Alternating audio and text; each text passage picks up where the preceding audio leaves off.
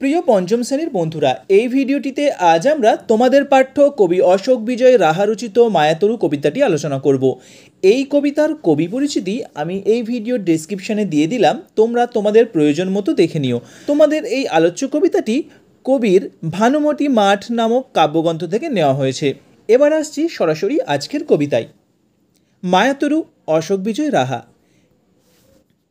এক যে ছিল গাছ, সন্ধে হলেই দুহাত তুলে জুড়ত ভূতের নাচ। এখানে কবি একটা গাছের কথা বলেছেন। সন্ধে হলেই সেই গাছটিকে দেখে মনে হতো সে যেন ভূতের মতো নাচ জুড়েছে। আবার হঠাৎ কখন বনের মাথায় ঝিলিক মেরে চাঁদ উঠত যখন, অর্থাৎ আচমকা যখন বনের মাথায় অল্পক্ষণস্থায়ী আলোর ছটা বিশিষ্ট চাঁদ উঠত, ভালুক হয়ে ঘাড় ফুলিয়ে করত সে গড়গড়, তখন গাছটিকে লক্ষ্য করলে মনে হতো ভালুকের মতো সে যেন রাগে গড়গড় করছে। বৃষ্টি হলেই আসতো আবার কম্প দিয়ে জ্বর। আবার বৃষ্টি হবার পর গাছটিকে কবি লক্ষ্য করতেন বা গাছের পাতাগুলি যখন ভালো করে লক্ষ্য করতেন, তখন বৃষ্টির ফলে গাছের পাতাগুলো কাঁপতো, আর সেই কাঁপুনি দেখে কবির মনে হতো যেন তার কাঁপ দিয়ে জ্বর এসেছে। এক পশলার শেষে আবার যখন চাঁদ উঠত হেসে, অর্থাৎ একবারের বৃষ্টির শেষে বা একবার বৃষ্টি হয়ে যাওয়ার পর আকাশে যখন মেঘ সরে গিয়ে আবার পুনরায় চাঁদের দেখা মিলত। বন্ধুরা, তোমরাও একবার বৃষ্টি হয়ে যাওয়ার পর রাত্রিবেলা আকাশের দিকে তাকালে দেখতে পাবে আকাশকে বা চাঁদকে তখন আরও ঝকঝকে, আরও উজ্জ্বল মনে হচ্ছে। কোথায় বা সেই ভালুক গেল, কোথায় বা সেই গাছ? এরপর যখন কবি সেই গাছটির দিকে লক্ষ্য করতেন, তখন কবির গাছটিকে ভালুক বা গাছ বলে আর মনে হতো না। মুকুট হয়ে ঝাঁক বেঁধেছে লক্ষ হীরার মাছ। তখন বৃষ্টি ভেজা সেই গাছের পাতার উপর চাঁদের উজ্জ্বল আলোর ছটা পড়ে পাতাগুলোকে কবির গাছের পাতা আর মনে হতো না। কবির মনে হতো যেন হীরের মুকুটের ন্যায় সেখানে লক্ষ হীরের মাছ দল বেঁধেছে।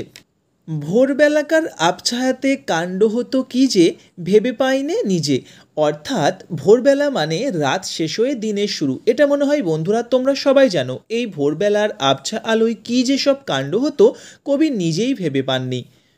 সকাল হলো যে একটিও মাছ নেই। যখন সকালবেলা সুস্পষ্ট আলোয় কবি গাছটির দিকে লক্ষ্য করতেন, দেখতেন তখন গাছটিতে আর একটিও মাছ দেখা যাচ্ছে না।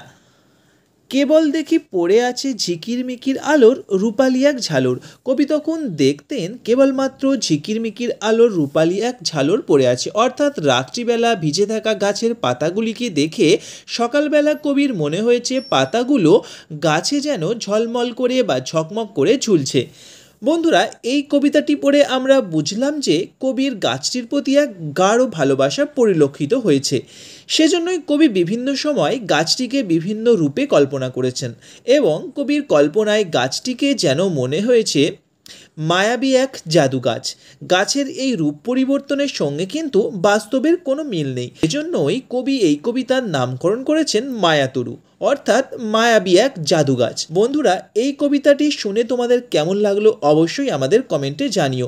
আর এই ভিডিওটি যদি তোমাদের ভালো লাগে তাহলে অবশ্যই একটা লাইক করে দিও। আর আমাদের চ্যানেলে তুমি যদি প্রথমবার এসে থাকো তাহলে প্লিজ আমাদের চ্যানেলটি সাবস্ক্রাইব করে নিও। ধন্যবাদ। এছাড়াও বন্ধুরা, বিভিন্ন প্রশ্নপত্রের পিডিএফ ও শিক্ষামূলক ভিডিও পাওয়ার জন্য তোমরা যুক্ত হতে পারো আমাদের টেলিগ্রাম চ্যানেল হালদার্স লাইব্রেরিতে। আমাদের টেলিগ্রাম চ্যানেলের লিঙ্ক এই ভিডিও ডেসক্রিপশনে দিয়ে দিলাম। ওখান থেকে তোমরা সরাসরি সংযুক্ত হতে পারো আমাদের টেলিগ্রাম চ্যানেলে।